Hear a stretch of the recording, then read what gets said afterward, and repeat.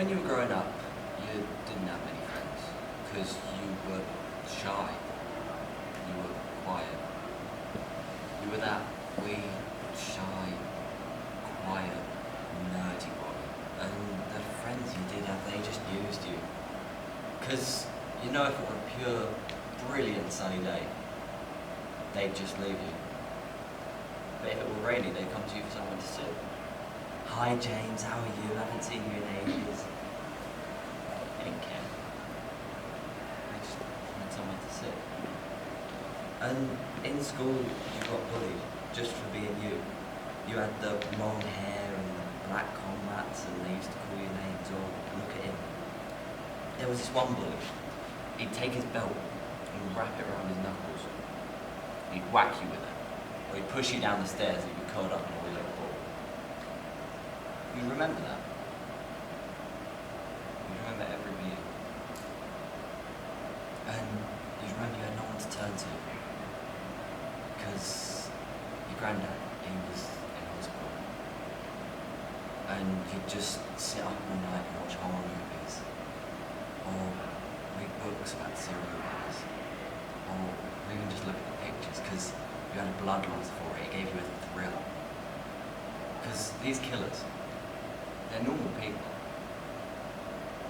They're mysterious. You always wanted to know what could make someone tick, what made them go insane. What could make someone do that to someone else. Fascinating. And then you'd go into school and people would just look at you like, he's a pure psycho, but it felt good because you were getting to him. You thought, right, it's my life. I'll wear what I want, I'll do what I want, I'll say what I want. So you sparked up the fag. Started walking around the school, smoking, acting like a hard man. When the bullies came to you, instead of running away, you'd say, right, who's first? Who's having the first punch? Go on, I'll put my hands behind my back. Who's having the first punch? And you pick up a chair and throw it at the punch. They'd all start battering you, fists flying. That's not like you, James, but it felt great, didn't it? Standing there with your face red raw. Because that's when you started loving the pain. Because the punches, they didn't hurt anymore. You just got used to having that energy flow, that feeling of blood pumping through your body. You'd sit there with your big Nazi posters and that music with the beat that gets you into it. And you'd think about what it was like to burst somebody's lip, or to slice them open, or to butcher them. It made you feel high and mighty just thinking about it. That's what you remember. You remember the night your granddad died? The night you died inside.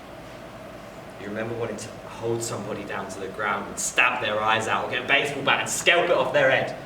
Because you had all this anger building up, and you didn't have a way to let it out.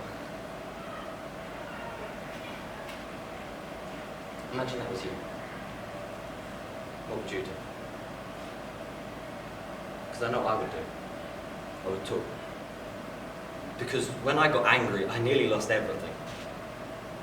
And all I needed was someone to sit there and listen. So you'd go home, you'd look at yourself in the mirror, and think what comes next. You'd sit down, get in bed, pull up the covers, turn off the lights.